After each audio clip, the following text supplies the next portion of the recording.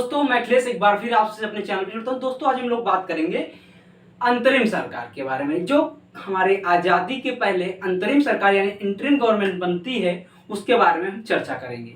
देखो video start होने से पहले आप सभी से विनम्र निवेदन है इस वीडियो को बहुत सारा शेयर करें। आप सभी की लिए हम इतनी मेहनत से वीडियो लाते हैं, इतने मेहनत से लेक्चर लाते हैं, अपने मेहनत से तैयार करते हैं और आपको खुद इतना टाइम देके पढ़ाते हैं।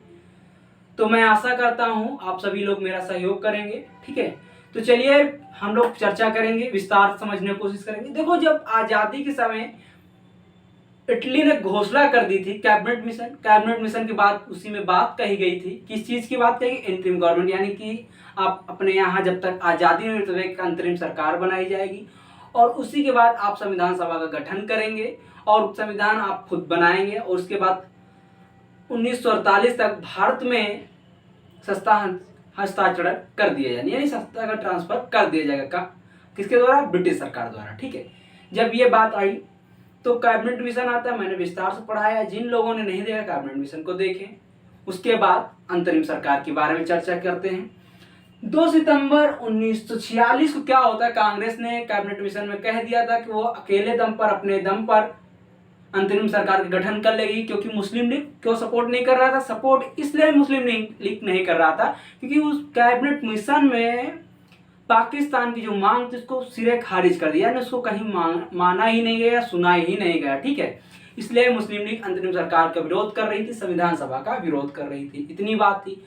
तो जब नेहरू के नेतृत्व में बेबल साहब ने क्या कहा कि नेहरू के नेतृत्व में अंतरिम सरकार का गठन हुआ। कब हुआ? 2 सितंबर 1946 को। ठीक है, उस समय कांग्रेस में 3 मुस्लिम सदस्यों के साथ, कांग्रेस में 3 मुस्लिम सदस्यों के साथ, कितने मुस्लिम सदस्य थे कांग्रेस में उस समय? 3 मुस्लिम सदस्यों के साथ टोटल 12 सदस्यों ने अंतरिम गवर्नमेंट में अंतरिम गवर्नमेंट में शामिल हुआ। और कुल सदस्य कितने हो सकते थे? कुल सदस्य 14 हो सकते थे। ठीक है, तो कांग्रेस ने यानी कि 2 पद जो खाली थे, क्या थे? अंतरिम सरकार में अभी भी 2 पद खाली थे। ठीक है, तो 2 सितंबर 1946 को जब अंतरिम सरकार की स्टैब्लिश यानी गठन हो जाता है, स्टैब्लिशमेंट हो जाती है, तो इसके लगभग 1.5 महीने बाद क्या होता है? 26 अक्टूबर 1946 को क्या होता? मुस्लिम लीग भी क्या कह देती है? मुस्लिम लीग भी अंतरिम सरकार में शामिल हो जाती है। ये भी शामिल हो जाती। कब शामिल हो जाती? 26 अक्टूबर 1946 को। और जब मुस्लिम लीग शामिल होती है ये अपने 5 सदस्य लेके जाती है। कितने सदस्य लेके जाती? 5 सदस्य लेके जाती है। ठीक है, मुस्लिम लीग 5 सदस्य लेके जाती है। अब बताओ एक चीज, कांग्रेस अपने 12 सदस्य लेके गई थी। ठीक है, मुस्लिम लीग 5, यानी कि 17 सदस्य हो रहे, 12 7 17, तो यानी कुछ सदस्यों को तो इस्तीफा देना पड़ेगा। तो कांग्रेस के 3 सदस्यों ने इस्तीफा दिया। किसने लोगों ने इस्तीफा दिया? तो कांग्रेस के 3 सदस्यों ने इस्तीफा दिया। एक थे शरद घोष,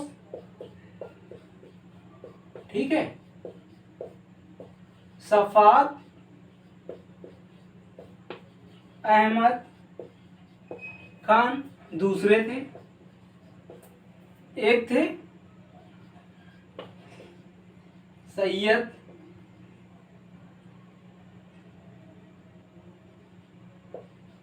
अली जहीर।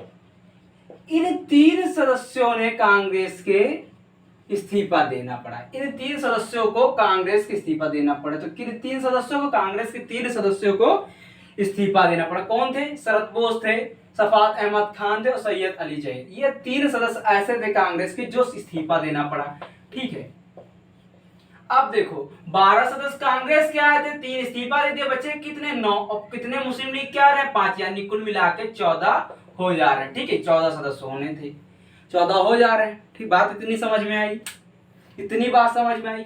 तो चलिए अब देखते हैं हम विस्तार से कि अंतरिम सरकार में बेबल की अध्यक्षता में किस किस को कौन कौन सा पद दिया गया, किसका कौन सा कार्यभार था, यही पूछा जाता है कि अंतरिम सरकार में शिक्षा मंत्री कौन थे, उपाध्यक्ष कौन थे, गृह मंत्री कौन थे, कानून मंत्री कौन थे, मुस्लिम लीग कब शामिल हुई? मुस्लिम लीग कब शामिल हुई? 26 अक्टूबर 1946 को। मुस्लिम लीग के कितने सदस्य थे? तो 5 सदस्य थे। कांग्रेस के कितने सदस्यों को इस्तीफा देना पड़ा? 3 सदस्यों को इस्तीफा देना पड़ा। ठीक है, यही चीजें पूछी जाती है। तो चलिए हम विस्तार से देखते हैं कांग्रेस के कितने सदस्य आए, कौन सा। पहले कांग्रेस के बारे में चर्चा करेंगे, उसके बाद मुस्लिम के बारे में। चलिए आगे देखिए जो कांग्रेस के सदस्य थे उनके बारे में चर्चा करते हैं। कांग्रेस के जो सदस्य थे उसमें सबसे पहले तो अध्यक्ष आते हैं वेवल साहब। वेवल साहब का अध्यक्ष इसलिए क्योंकि जो कांग्रेस थी 2 सितंबर 1946 को अंतरिम सरकार गठन हुआ और इसकी जो वैल्यू थी सिर्फ 15 अगस्त 1947 तक थी। यानी कि जब तक भारत आजाद नहीं होता है तब तक ये अंतरिम सरकार चलती है। अंतरिम सरकार कब तक चलती है? जब तक भारत आजाद नहीं होता। कब तक नहीं होता? 15 अगस्त 1947 तक। जैसे ही आजाद हो जाता वैसे ही अंतिम सरकार के अध्यक्ष वेवल साहब खत्म, यानी ये पूरी व्यवस्था खत्म हो जाती। ठीक है, तो अध्यक्ष उस समय वेवल साहब, क्योंकि ये वायसराय थे उस समय के हेड थे, तो इनको तो अध्यक्ष रखना ही था, क्योंकि हम ब्रिटिश सरकार के अधीन अपनी अंतरिम सरकार बना रहे थे। ठीक है, यानी ब्रिटिश सरकार के अधीन हम अंतरिम सरकार बना रहे थे। तो अध्यक्ष इसके कौन थे? वेवल साहब। अब आपको याद करना उपाध्यक्ष कौन थे। तो उस समय सबसे प्रमुख नेता 2 ही थे। एक तो गृह मंत्री हमारे जो बनते आगे सरदार पटेल, और पंडित नेहरू। पंडित नेहरू महात्मा गांधी के सबसे करीबी माने जाते थे, या सबसे प्रिय माने जाते थे। इसलिए आप याद करिए कि महात्मा के सबसे करीब कौन थे, गांधी के सबसे करीब कौन थे? पीटी नेहरू। यानी उपाध्यक्ष कौन दिए गए? पीटी नेहरू। या ऐसे समझ सकते हैं स्वतंत्र भारत के पहले प्रधानमंत्री कौन थे? पंडित जवाहरलाल नेहरू। तो इसलिए उनको उपाध्यक्ष बनाया गया। ठीक है, गृह मंत्री सरदार वल्लभ भाई पटेल। कौन बना? सरदार वल्लभ भाई पटेल। अब प्रेजेंट टाइम में गुजरात के मंत्री हैं भैया, गुजरात के भी थे, और अमित शाह भी गुजरात के हैं। ठीक है, तो गृह मंत्री कौन? हरदम गुजरात वाले हैं, गुजरात वाले, ये भी जान लो। तो आपका आसानी से जो गुजरात, जहां गुजरात वहां गृह मंत्री। गा से गुजरात, गा से गृह मंत्री सरदार पटेल। उस समय प्रेजेंट टाइम में अमित शाह। गा से गुजरात, गा से गृह मंत्री श्री सरदार पटेल। उसके बाद रक्षा मंत्री राजनाथ सिंह भी सिंह हैं, और बलदेव सिंह। यानी रक्षा कौन करता था? हमारा एशियन टाइम में कौन क्षत्रिय रक्षा करते थे, यानी इस समय भी रक्षा कौन करेगा? क्षत्रिय रक्षा करेगा, यानी बलदेव सिंह। तो बलदेव सिंह हमारे क्या हुए? रक्षा मंत्री हुए। उसके बाद खाद्य एवं कृषि मंत्री कौन बनाएंगे? डॉक्टर राजेंद्र प्रसाद खाद्य एवं कृषि मंत्री बनाएंगे। ठीक है, क्योंकि ये सबसे बुजुर्ग थे, तो इनको खान पियन के बारे में, यानी हमें यहाँ जितना खाना पीना जरूरी है, और कृषि के बारे में बुजुर्ग आदमी थे तो कृषि के बारे में बहुत ज्ञान था, तो डॉक्टर राजेंद्र प्रसाद को बना दिया गया। ठीक है, तो सबसे बुजुर्ग रहे हमारे, इनका कृषि मंत्री बना दिया, यानी खाद्य एवं कृषि मंत्री डॉक्टर राजेंद्र प्रसाद। वहीं रेल मंत्रालय किसके दिया गया? अरोड़ा आसफ अली। तो सर एक बात याद करो, रेडियो से जब प्रसारण कर रही थी तो अरोड़ा आसफ अली प्रसार करती थी। भारत छोड़ो आंदोलन में रेडियो से प्रसारण करने वाली कौन थी? तो अरोड़ा आसफ अली थी। तो रेल के बारे में हो, रेडियो के बारे में हो, इन सब के बारे में कौन थे? अरोड़ा आसफ अली। तो रेल मंत्री कौन बनी? अरोड़ा आसफ अली। ठीक है, शिक्षा मंत्री सी राजगोपालाचारी। स्वतंत्र भारत के पहले गवर्नर जनरल सी राजगोपालाचारी, ये पढ़े लिखे थे तब इनको गवर्नर जनरल बनाया गया, तो यानी शिक्षा मंत्री सी राजगोपालाचारी। खनन एवं ऊर्जा मंत्री सी एच भामा। इनके बारे में बहुत सुने होंगे, ये तो इससे याद हो जाएंगे तुमको। और श्रम मंत्री कौन थे? जगजीवन राम। फिर से बता देते हैं, अध्यक्ष वेवल साहब, उपाध्यक्ष पीटी नेहरू, और गृह मंत्री आपके बने सरदार पटेल, रक्षा मंत्री बलदेव सिंह, खाद्य एवं कृषि मंत्री डॉक्टर राजेंद्र प्रसाद, रेल मंत्री अरोड़ा आसफ अली, शिक्षा मंत्री सी राजगोपालाचारी, स्वतंत्र भारत के पहले गवर्नर जनरल थे, पढ़े लिखे रहा, ये इनका शिक्षा मंत्री बना होगा। खनन एवं ऊर्जा मंत्री सी एच भामा, और श्रम मंत्री यानी कि जो हमारे लेबर मिनिस्ट्री है किसके अंदर दी गई? जगजीवन राम के बारे में। यह तो हुआ कांग्रेस के सदस्य, यानी जो कांग्रेस के सदस्य थे 9। अब हम बात करेंगे अगले चार्ट में जो मुस्लिम लीग के 5 सदस्य आए कौन थे, उनके बारे में हम चर्चा करेंगे। देखो मुस्लिम लीग ने बहुत बढ़िया दांव खेला कि जो मोहम्मद अली जिन्ना थे वो यहाँ नहीं आए। ठीक है, उन्होंने समझ लो लियाकत अली को भेज दिया, और लियाकत अली को क्या भेजा? वित्त मंत्रालय बना के वित्त मंत्री बने। ठीक है, लियाकत अली वित्त मंत्री बने, यानी सारा पैसा कहाँ जाएगा? पाकिस्तान जाएगा। वाह भाई वाह, अंतरिम सरकार नहीं, एकदम पहले से पूरा ज्ञान बना है। सारा पैसा कहाँ जाएगा? पाकिस्तान जाएगा। वित्त मंत्री कौन बनता? लियाकत अली। आगे हम चार्ट में देखते हैं मुस्लिम लीग के बाद। चलिए मुस्लिम लीग के बारे में देखते हैं। मुस्लिम लीग से पहले जो बने गजनफर अली, कौन? गजनफर अली। ये क्या बने? गजनफर अली स्वास्थ्य मंत्री बने। मुस्लिम लीग के ये सारे सदस्य, कौन से सदस्य? मुस्लिम लीग के, ठीक है। मुस्लिम लीग, मुस्लिम लीग से जो बने पहले गजनफर अली खान स्वास्थ्य मंत्री बने। अब्दुल रब नस्तर ये क्या बने? डाक मंत्री बने। क्या बने? डाक मंत्रालय किसको दिया गया? अब्दुल रब नस्तर को दिया गया। वहीं पर जोगेंद्र नाथ मंडल को न्याय ऑब्लिक विधि यानी कानून मंत्री बनाया गया। एक चीज देख रहे होंगे, जो जोगेंद्र नाथ मंडल ये लगभग आपको हिंदू दिख रहे हैं ना, हिंदू नाम लग रहा है। जी हाँ, ये बिल्कुल हिंदू है।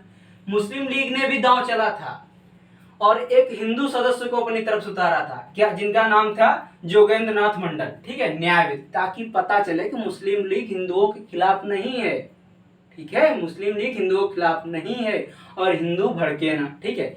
इससे ये साबित हो रहा था कि मुस्लिम लीग कितनी अच्छी पॉलिटिक्स उस समय कर रही थी, ये साबित हो रहा था। आप लोग खुद समझ सकते हैं, ठीक है। और इसका उद्देश्य यही था कि हम फिर से बता देते, अंतरिम सरकार को सक्सेस नहीं होने देना है, यानी कांग्रेस के उद्देश्य को पूर्ण नहीं होने देना है। पृथक पाकिस्तान की बात करते रहना जब तक पाकिस्तान मिल न जाए, ठीक है। उसके बाद जो अगले चौथे मंत्री थे आई ए चुंदरीगर, ये इनको क्या बनाया गया? वाणिज्य मंत्रालय। इनको क्या बनाया गया? वाणिज्य मंत्रालय दिया गया। और वहीं पर वित्त मंत्री किसको बनाया? लियाकत अली खान को। किसको बनाया गया? लियाकत अली को, ठीक है। लियाकत अली को क्या बनाया गया? वित्त मंत्री।